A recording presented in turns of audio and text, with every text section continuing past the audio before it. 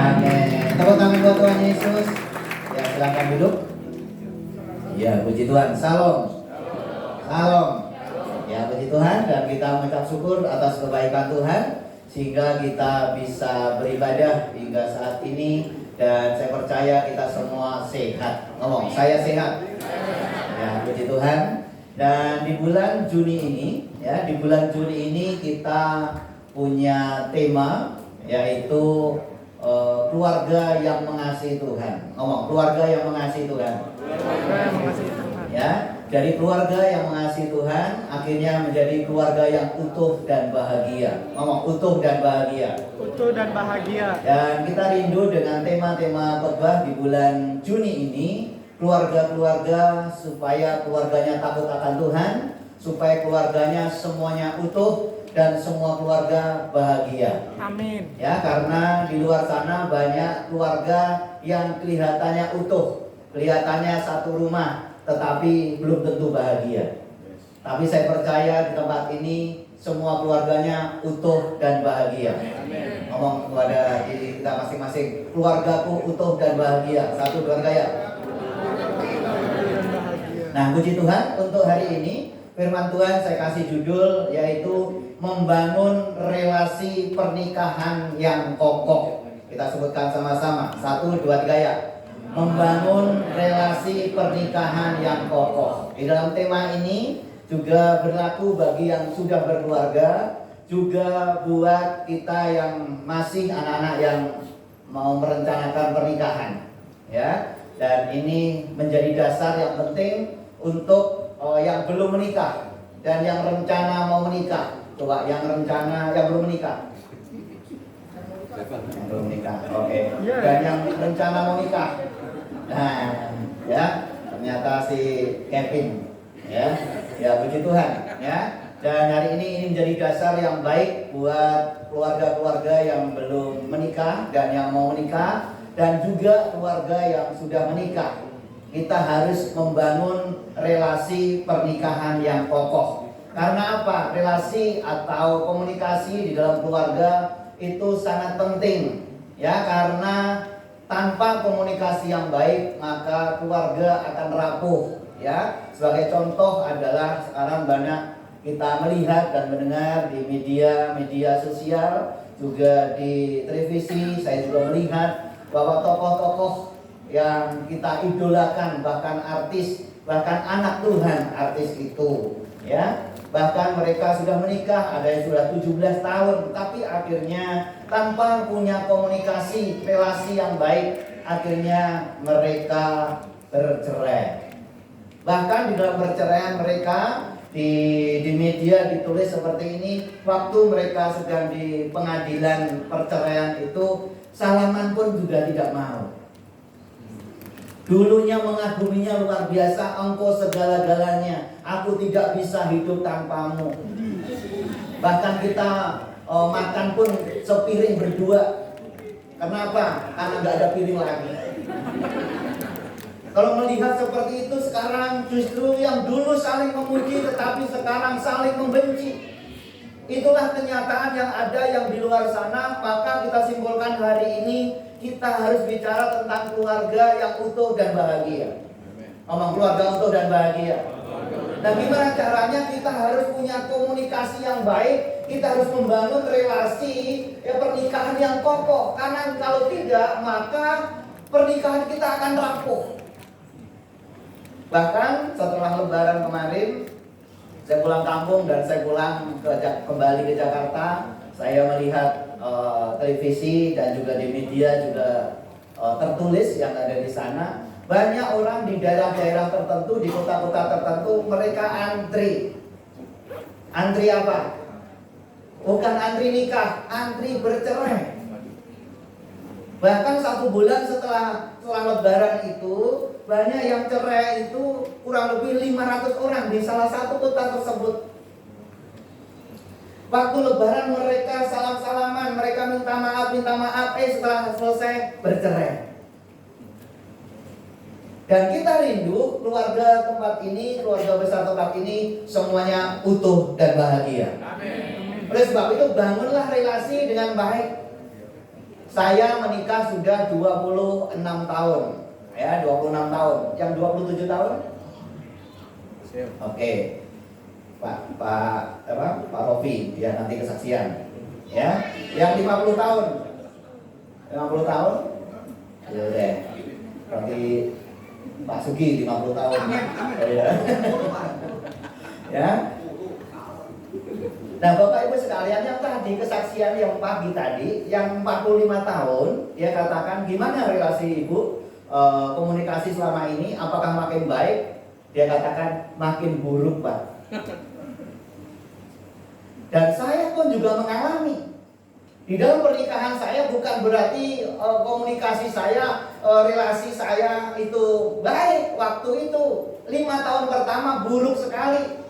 Karena komunikasi, relasi dalam pernikahan ini ditentukan yang pertama karena pola asuh dari orang tua. Nah, pola asuh dari orang tua mempengaruhi cara kita berkomunikasi. Nah, saya sama Bu Tuti beda. Latar belakangnya beda. Dan memang juga beda. Bu Tuti perempuan, saya laki-laki. Itu pun juga beda. Dari latar belakang yang beda, dari suku yang berbeda. Kalau orang Jawa diinjek pun dia selalu ngomong apa? Maaf, jangan injek. Dan waktu itu Bu Tuti, waktu itu Bu Tuti kan sukunya di Jakarta, Betawi. Kalau ngomong kenceng, sehingga komunikasi saya nggak bagus. 5 tahun pertama seperti neraka. Bahkan akhirnya Bu Tuti ngomong dalam dirinya, saya pun juga ngomong dalam diri saya, kelihatannya saya salah pilih. Dan Bu Tuti pun juga salah pilih. Karena apa? Waktu komunikasi saya pelan-pelan, Bu Tuti kenceng. Saya tiap hari gemetar. Sehingga dalam 5 tahun itu saya tidak mengalami yang namanya kebahagiaan. Yang terjadi adalah penderitaan. DKI di bawah ketiak istri. Dan puji Tuhan akhirnya kita bangun kembali. Tapi sekarang lebih baik. Tepuk tangan buat Tuhan Yesus. Nah, Bapak Ibu sekalian, saat ini juga keluarganya yang kelihatannya komunikasinya tidak baik. Ayo mulai hari ini kita bangun relasi dengan baik. Amin. Amin. Kalau tidak, kita percuma menikah. Kita percuma keluarga. Kalau keluarga kita nggak bahagia, buang-buang waktu. Nah, oleh sebab itu bagaimana caranya? Tuh, klik dulu. Setiap pasangan suami istri perlu menyadari bahwa relasi di dalam pernikahan adalah dinamis. Ngomong dinamis. Dinamis itu relasi yang kita bangun, komunikasi yang kita bangun itu terus menerus, tidak stuck, tidak diam, tetapi terus menerus. Ya, artinya dapat bertumbuh semakin baik. Ngomong bertumbuh semakin baik. Bahkan ada juga bertumbuh semakin buruk, tergantung bagaimana kita membangun relasinya. Kalau kita bangun relasi kita dengan baik, saya percaya dinamis, terus menerus, akhirnya menjadi baik. Tetapi sebaliknya kalau komunikasi kita dari awal saja sudah buruk, saya percaya dari hari ke hari makin buruk. Amin. Oleh sebab itu bangunlah relasi yang baik. Ngomong relasi yang baik, supaya keluarga kita menjadi baik. Nah, agar relasi pernikahan kita semakin kuat diperlukan keterlibatan timbal balik antara suami istri. Ngomong timbal balik. Jadi nggak boleh hanya satu pihak saja yang membangun, tetapi dua belah pihak timbal balik. Dan saya percaya kalau kita bangun relasi itu timbal balik, suami dan istri, orang tua dan anak, mertua dan menantu, saya percaya keluarga kita menjadi keluarga yang kuat. Tepuk tangan buat Tuhan Yesus. Baik. Yang menjadi pertanyaan bagi kita adalah ada 3 elemen untuk membangun relasi pernikahan yang kokoh. Yang pertama adalah perjanjian atau covenant. Ngomong perjanjian. Nah, siapa yang nikah dulu tanpa perjanjian? Udah saya nggak pernah perjanjian, Pak, karena saya waktu itu tangkap hansip.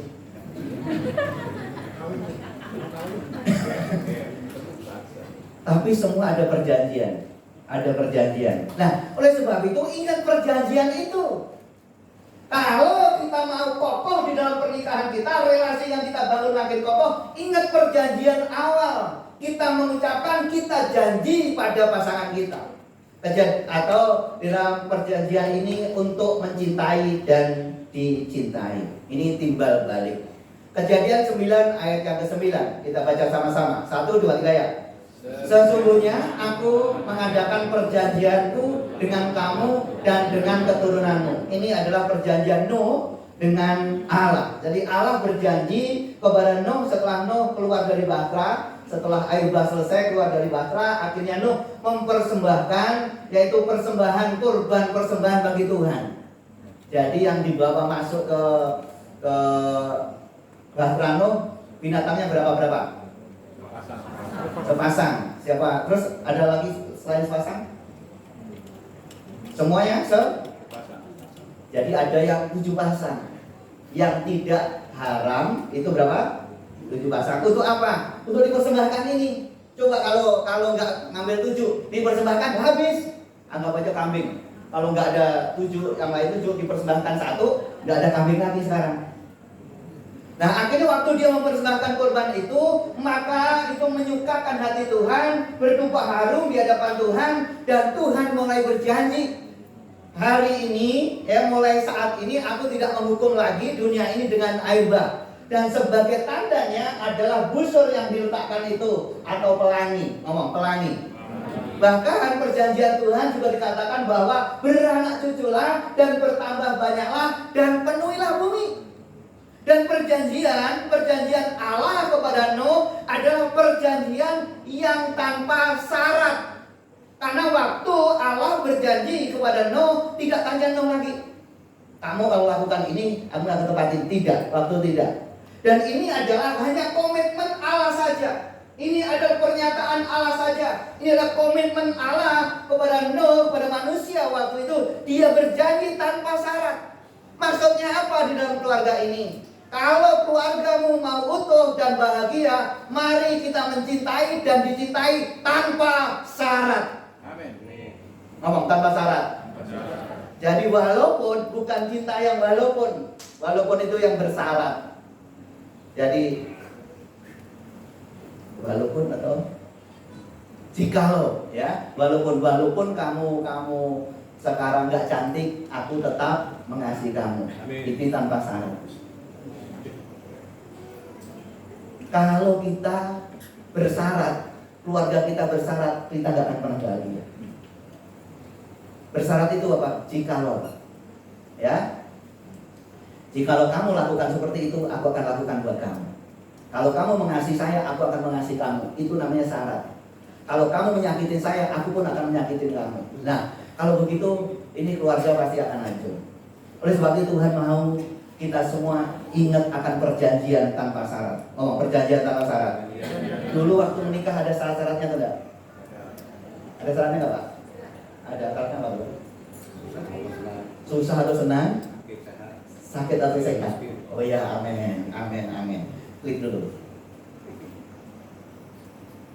Perjanjian Allah sama sekali bukan perjanjian yang bersyarat. Itulah yang disebut covenant sebagai sebuah komitmen tanpa syarat. Kita ngomong sama-sama, komitmen tanpa syarat. Hari ini keluarga-keluarga untuk mencintai pasanganmu, anakmu, mertuamu tanpa syarat. Ngomong sama-sama, tanpa syarat. Tanpa syarat. Saya percaya kalau kita lakukan tanpa syarat, timbal balik saling mengasihi, saya percaya kita semua diberkati Tuhan. Tepuk tangan buat Tuhan Yesus, haleluya. Nah, ini contoh lagi. Tuhan sudah tahu dalam perjanjian, tetapi akhirnya bangsa Israel melanggar. Firman Tuhan berkata. Nah, baca Maleakhi 2 ayat ke-14. 1, 2, 3 ya.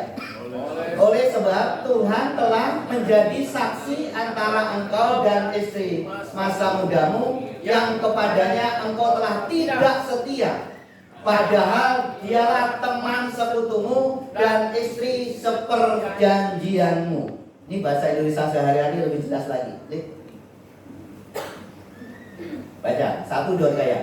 Oleh karena Tuhan tahu kamu tidak setia kepada wanita yang kamu nikahi di masa mudamu. wanita itu kawan hidupmu, tetapi kamu telah mengkhianati dia. Walaupun di depan Allah kamu telah berjanji untuk tetap setia kepadanya. Jadi bangsa Israel akhirnya mereka lupa akan perjanjian Allah ini. Sehingga Allah menegur, bahkan Allah menentang sekali, marah sekali kepada bangsa Israel, bangsa Yehuda waktu itu. Sehingga waktu dia mempersembahkan persembahan gak diterima oleh Tuhan. Kenapa? Karena mereka itu adalah kawin campur, kawin cerai. Sehingga Allah menentang sekali, yang dahulunya kamu sudah berjanji kepada istrimu, kamu mau setia, ternyata gak setia. Bahkan engkau pengkhianat. Pengkhianat itu apa? Pengkhianat itu adalah melupakan perjanjian. Siapa di sini pernah lupa perjanjiannya? Lupa janji, yang lupa janji, lupa janji. Saya pernah lupa. Coba yang pernah lupa siapa? Yang pernah lupa janji adalah pengkhianat. Termasuk saya. Jadi ingat bagi kita, kalau kita akhirnya melupakan janji-janji nikah dulu, janji yang dulu, itu namanya pengkhianat.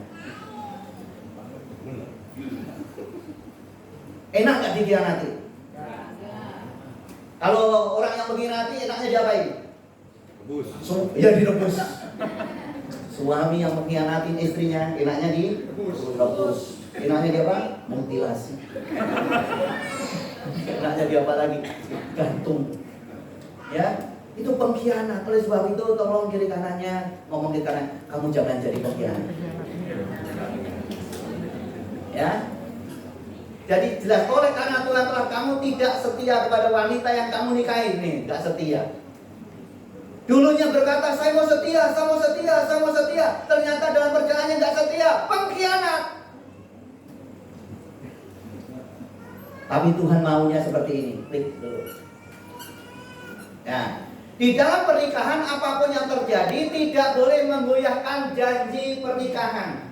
Tidak menggoyahkan. 1, 2, 3 ya. Ada persoalan, ada tantangan, ada kesulitan, ya. Mungkin ada promosi sekalipun, ingat bagi kita anak-anak Tuhan, tidak menggoyahkan janji pernikahan. Amin.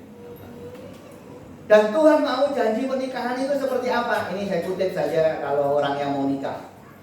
Janji nikahnya, salah satu yang poin pertama. Ada 3 poin dalam janji nikah. Saya berjanji akan mengasihi. Contoh kalau saya adalah Ibu Tuti. Saya berjanji akan mengasihi saudari Tuti di saat sakit atau sehat. Ngomong sakit atau sehat? Sakit atau sehat. Banyak orang waktu sehat mereka mengasihi, oh luar biasa. Tapi waktu sakit ditinggal. Itu namanya pengkhianat. Kemarin saya hari Jumat saya besok di daerah Batu Ceper dan lewat gang kecil-kecil begitu, dan akhirnya ibu ada di mana, kita carinya susah. Akhirnya dia nyamperin, akhirnya dia ke jalan raya, akhirnya kita jalan sama-sama. Terus akhirnya mobil taruh di jalan raya, akhirnya kita jalan ke gang.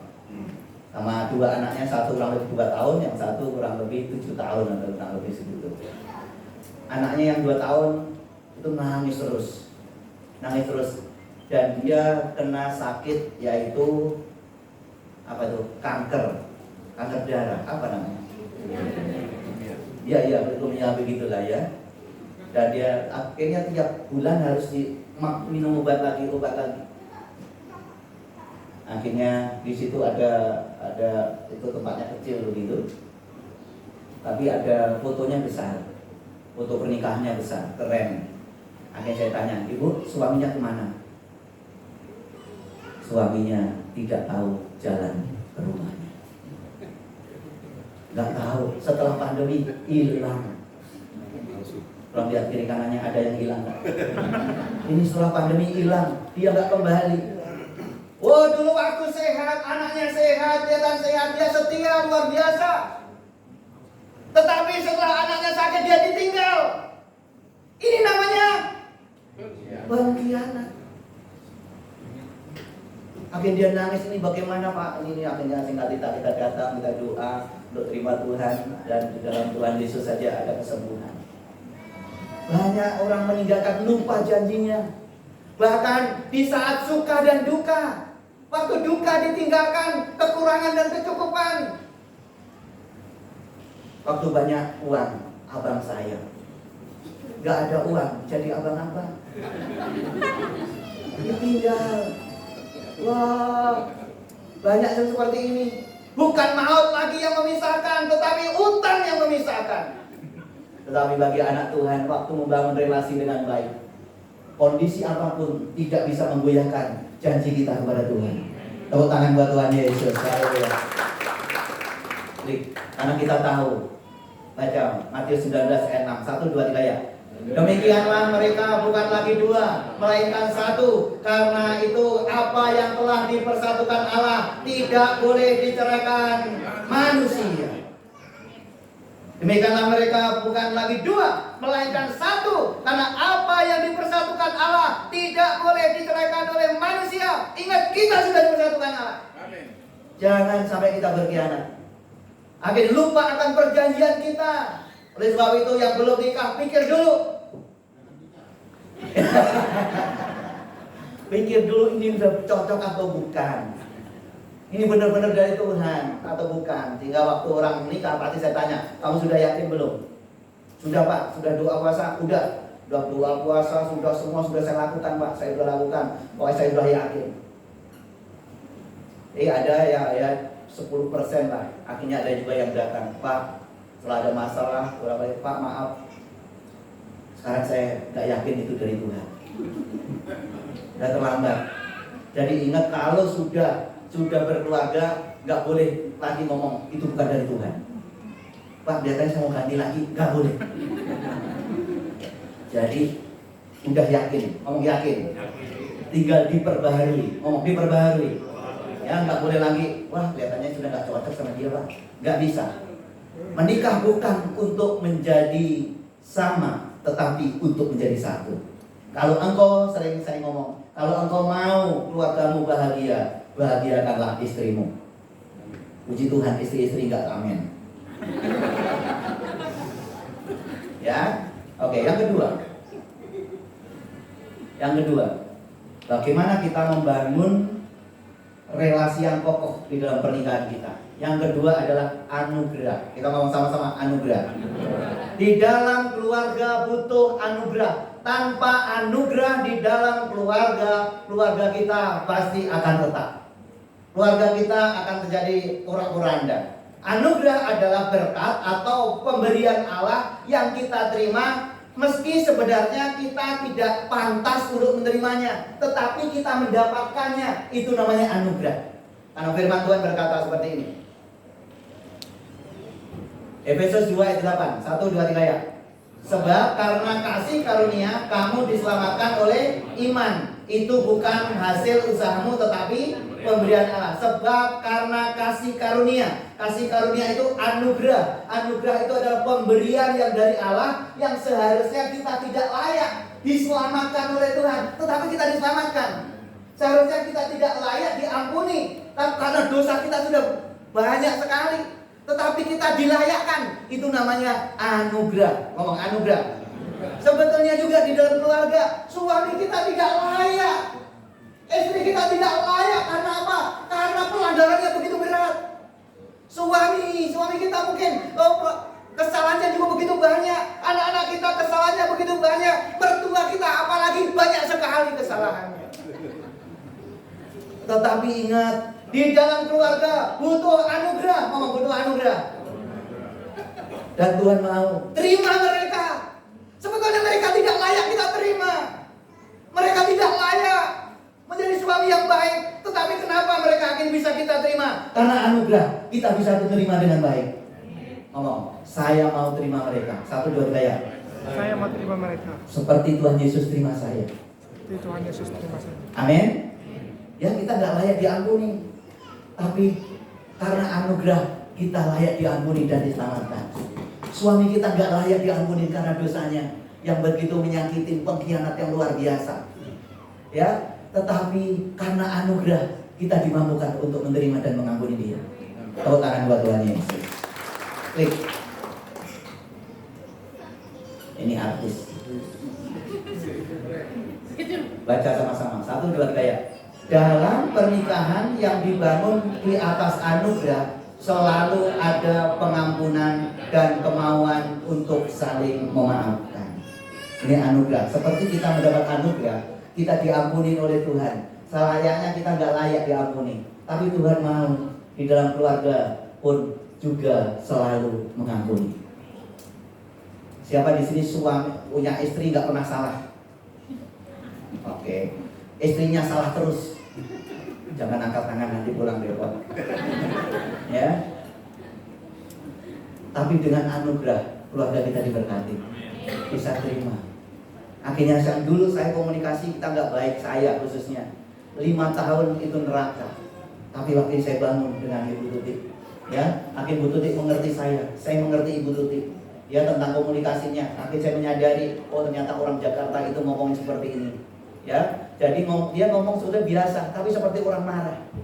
Ya, saya sadar walaupun dia ngomong, akhirnya saya lihat, oh ya bagus ternyata. Waktu saya dengerin begitu, ada seninya juga. Dan akhirnya begitu juga sebaliknya. Yang dulu Bu Tuti, oh kamu itu lelet, kamu itu begini. Ya, akhirnya dia menyadari, justru saya banyak belajar dari kamu. Ya, banyak belajar dari kesabaran dari kamu. Tapi saya juga belajar keberanian dari dia. Karena apa? Dia tuh gak ada satupun takutnya, sama preman berani, sama siapapun berani. Ya, di sekolah aja dia jadi ketua keamanan. Ada beraninya, ya. Dulu aja kalau saya jalan begitu, saya kan juga takut nyebrang. Ya, nyebrangin dia. Jangan ditiru ya begitu. Dia berani, akhirnya saya lihat baiknya dia. Dan waktu saya mulai belajar menerima dia, mulai dia juga mengampuni saya terima. Jadi baik. Jadi diberkati Tuhan. Tepuk tangan buat Tuhan Yesus. Haleluya. Ya, itu belajar memaafkan. Kalau dia salah maafin lah. Kadang-kadang kita nggak mau terima kalau dia ngeselin kita. Ya, kadang-kadang ada orang maaf ini. Ada dulu di salah satu, kan saya pernah memberkati itu kalau yang sama kerja dulu 300-an udah ada. Salah satu kasus yang aneh. Kenapa mereka kini pisah? Ternyata apa? Ternyata maaf nih, ada sedikit jorok sedikit. Karena suaminya sering kentut. Gara-gara begitu saja apa dari gak mau maafkan. Coba kalau kita nggak bisa buang angin, kita ke rumah sakit. Ya bersyukur, berarti kan ada alarm tiap hari. Itu nggak bisa maafin. Suaminya ngorok nggak bisa maafin. Ya. Tapi hari ini biarlah kita belajar memberikan anugerah, memaafkan mereka. Klik. Kolose 3:13, 1, 2, 3 ya. Sabarlah kamu seorang terhadap yang lain, dan ampunilah seorang akan yang lain apabila seorang menaruh dendam terhadap orang lain. Sama seperti Tuhan telah mengampuni kamu, kamu berbuat juga demikian. Sabarlah. Ngomong sabarlah. Kalau kita hidup dalam anugerah, keluarga kita mau hidup dalam anugerah, perlu yang namanya kesabaran. Jadi waktu suami atau istri ngomongnya kencang, sabar. Ngomongnya nyakitin, sabar. Sabar sampai kapan, Pak? Sampai jalan itu dibikin nama jalan sabar. Orang yang ada anugerah, saya percaya waktu dia nyakitin belajar sabar dulu, baru dikomunikasikan dengan baik. Amin. Kalau enggak, itu enggak ada anugerah. Kalau enggak ada anugerah, jangan harapkan rumah tanggamu mendapat anugerah dari Tuhan. Klik. Ya, sebelum klik, siapa yang pernah disakitin? Puji Tuhan, di sini enggak ada pernah. Yang pernah menyakitin 10 kali, disakitin 20 kali. Ya, saya juga sering. Kalau saya yang putih, saya lah yang sering menyakitin. Ya. Yang kedua, contoh.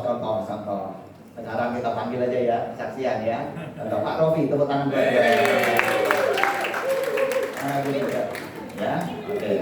Bagaimana komunikasi di dalam keluarga ini yang sudah 27 tahun? Ya. Belica silakan maju ke depan, Belica. Ya. Belica sini. Tepuk tangan dulu buat Tuhan Yesus, haleluya. Coba ceritakan komunikasi, membangun relasi selama ini gimana di dalam keluarga ibu dalam tahun-tahun pertama dan hingga saat ini bagaimana, ya? Silakan ibu. Bapak dulu deh.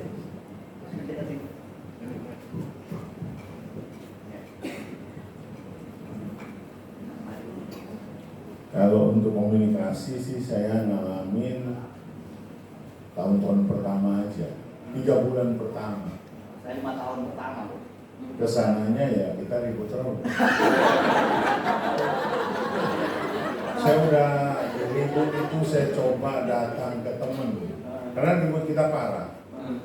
Saya coba datang ke teman, saya pikir mereka bisa selesai, enggak. Datang ke orang tua cuma bilang lu yang pilih, lu jalani. Untuk orang tua nggak ada berpihak ke saya. Kalau orang tua berpihak ke saya nggak ada. Istri saya nggak ada. Pasti orang lain, karena orang tua nggak berpihak. Jadi saya jalani. Saya coba datang kebetulan maaf kata saudara-saudara saya, om saya pendeta semua. Saya datang mereka bilang om aja 5 tahun baru bisa cocok sama tante kamu. Saya aja baru tahun pertama, gimana mau tunggu 5 tahun? Saya tahun pertama juga udah ya ampun, kayaknya bukan saya salah pilih, memang salah. Karena nggak ada yang benar, kecuali kita kawin sama diri sendiri baru benar. Kalau sama orang lain nggak ada. Akhirnya saya coba datang, kemana lagi saya datang? Ke minuman, hancur lebih parah. Akhirnya saya cuma datang ke tembok, saya pukul tembok, saya nangis, saya minta Tuhan doang. Karena yang lain udah nggak ada solusi. Amin. Tapi puji Tuhan ya, sekarang ada komunikasi yang baik, keluarga semua melayani Tuhan. Tepuk tangan buat Tuhan. Oke, saya minta anaknya maju ke depan. Ya. Cepat. Konfirmasi. Ya, ternyata benar bahwa keluarganya sekarang bahagia, melayani, ya. Oke, baik. Karena satunya sebagai ketua remaja. Ya, si Renat yang paling kecil. Oke, sekarang Ibu bagaimana Bu? Mensikapi yang tadi itu komunikasinya susah tahun-tahun pertama. Apa yang Ibu lakukan? Yang saya lakukan introspeksi diri saya sendiri. Terus saya memang dulu itu saya kan jarang ke gereja ya, jarang banget. Aku nama Pak Rofi itu jarang banget ke gereja. Jadi ya ego saya itu mungkin sangat besar gitu egonya, mau menang sendiri. Kalau marah pun kayaknya di situ saya merasa paling benar gitu. Bisa berminggu-minggu saya. Jadi kalau marah, firman Tuhan katakan hanya sampai matahari terbenam. Kalau ini berbenam bolak-balik masih marah. Terus gimana? Terus saya menyadari bahwa itu salah. Terus saya di proses Tuhan sangat dahsyat. Saya kenal dengan Pak Kin, saya kenal dengan teman-teman berdoa. Di situ saya diubahkan Tuhan menjadi yang lebih baik lagi. Amin. Tepuk tangan buat Tuhan Yesus. Saya bisa terima baik kesalahan suami, kesalahan anak, saya bisa terima dan saya juga harus bisa menerima kesalahan diri saya sendiri. Dulu kelihatannya galak ya, Bu ya. Egois, mau menang sendiri. Tapi sekarang udah Cina ya. Ya, tepuk tangan buat Tuhan Yesus. Tapi puji Tuhan, setelah akhirnya dia kan dulu itu kalau ibadah dia langsung pulang. Kalau Robi berhenti ngobrol saja langsung marah. Dan saya mau ketemu aja susah. Tapi puji Tuhan, sekarang jadi pelayan Tuhan yang luar biasa. Tepuk tangan buat Tuhan Yesus. Dirubahkan luar biasa, ya mengasihi Tuhan luar biasa. Coba kita dengarkan anak-anaknya. Gimana kamu punya papa dan mama, ya? Papa mama yang baik gimana? Papa mama, kalau untuk papa dari dulu nggak pikir cewek cowok, papa memang suka pukul gitu. Apalagi kalau misalnya kita anak-anak yang salah sedikit papa mama sih lebih tepatnya papa mama pasti pukul gitu. Tapi ya Kamu sering dipukul nggak dulu? iya terutama saya karena saya anak pertama om. Kamu jadi gede. Iya terus ya puji Tuhan sekarang sih sudah bisa diajak komunikasi lebih baik lagi sih, nggak pakai pukul. Sekarang komunikasinya baik ya. Oke, tepuk tangan buat Tuhan Yesus. Haleluya. Oke, iya ada. Maksudnya tadi pukul anak bukan pukul istri. Kalau mukul istri nggak pernah, ya nggak pernah. Karena mukulnya tembok. Ya, Dok. Gimana kamu punya papa mama yang baik ini? Kalau sekarang sih udah mulai lebih kocak ya.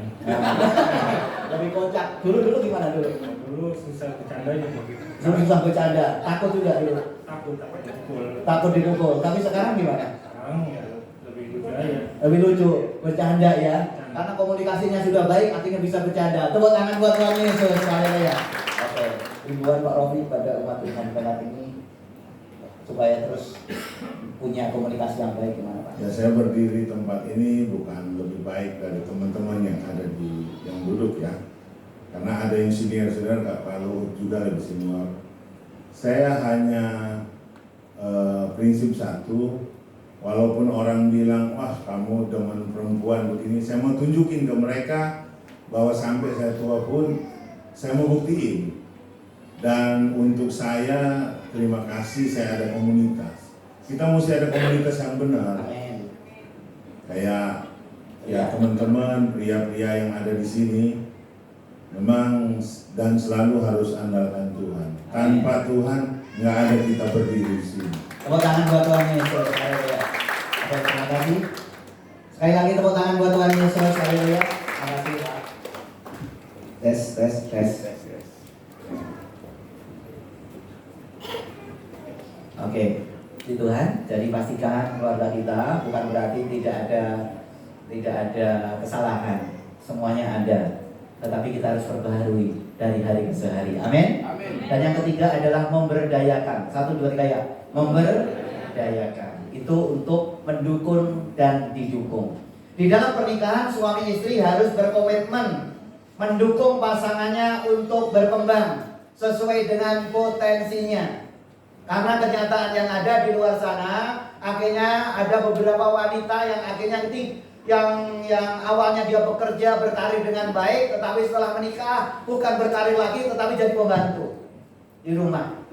Mereka tidak didukung. Oleh sebab itu kita rindu kalau keluarga kita mau bahagia, dukunglah pasangan kita, dukunglah anakmu, dukunglah mertuamu. Kalau mertuamu didukung apa ya? Cara bicaranya itu bagus. Nah, oleh sebab itu dukung, ya. Sehingga firman Tuhan berkata, Kejadian 2 ayat 18, 1, 2, 3 ya. Tuhan Allah berfirman, tidak baik kalau manusia itu seorang diri. Ingat, kita nggak baik, kita nggak bisa apa-apa, kita butuh orang lain. Sehingga Tuhan katakan, aku akan menjadikan penolong bagimu, ya, yang sepadan dengan dia. Penolong, ngomong penolong. Bukan perongrong, apalagi penggonggong. Tapi Tuhan mau penolong. Yang dimaksud penolong itu apa? Itu adalah saling mendukung. Suami istri, orang tua anak, mertua menantu harus saling mendukung. Ngomong sama-sama, saling mendukung. Jadi ingat, kalau suamimu yang tadi anggap saja yang gara-gara pandemi akhirnya nggak bekerja, akhirnya di PHK, dukunglah dia. Bukan dukung untuk nganggur, dukunglah dia cari kerjaan, jangan diomelin. Kenapa di rumah, di keluarga-keluarga banyak yang akhirnya suaminya nggak kerja lagi, diomelin habis-habisan. Akhirnya apa? Banyak suami-suami jadi linglung. Coba lihat kiri kanannya, ada suami yang linglung. Akhirnya nggak tahu harus berbuat apa, dukung mereka.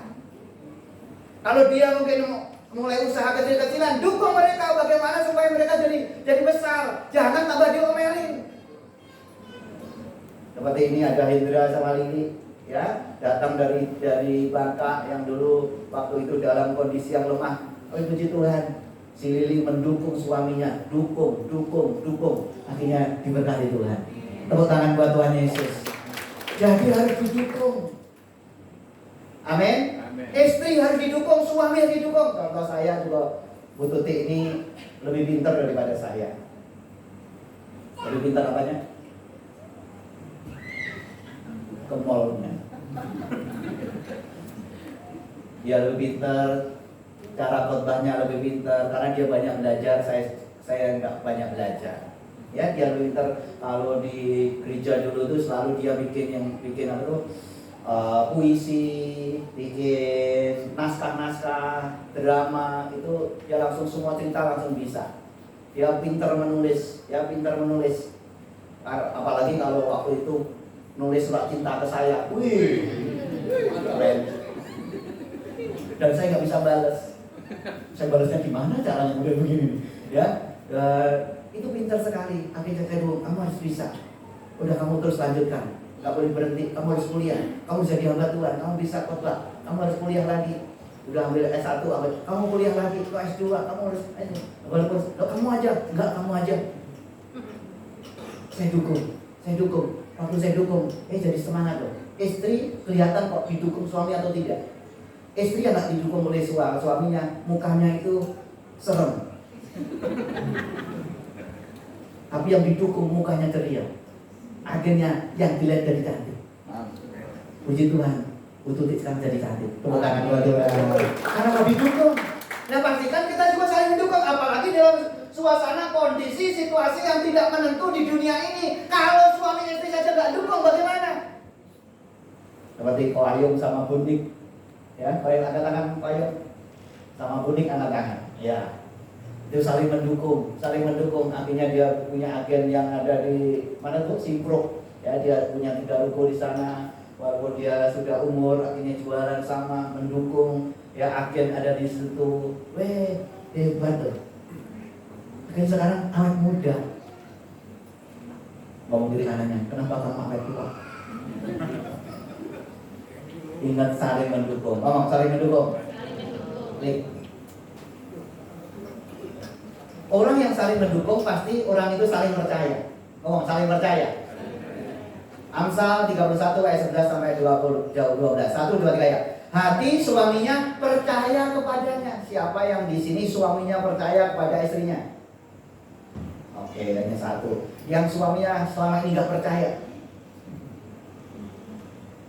Yang kurang percaya. Yang nggak tahu. Jadi ingat, kalau kita saling mendukung, saya percaya suaminya jadi percaya. Hebat tuh. Suaminya percaya kepadanya. Karena apa? Karena di Amsal ini akhirnya istrinya rajin. Bangun pagi-pagi nyiapin. Wah, bukan sekedar itu dia meminta benang. Maksudnya apa? Rajin sekali bekerja dengan baik. Wah, akhirnya apa? Suaminya percaya kepadanya. Bahkan suaminya tidak kekurangan keuntungan. Kalau suaminya percaya pada istrinya, saya percaya suaminya pasti diberkati. Kenapa banyak suami-suami gak diberkati? Karena gak percaya. Hilang kepercayaannya. Hilang harapanku.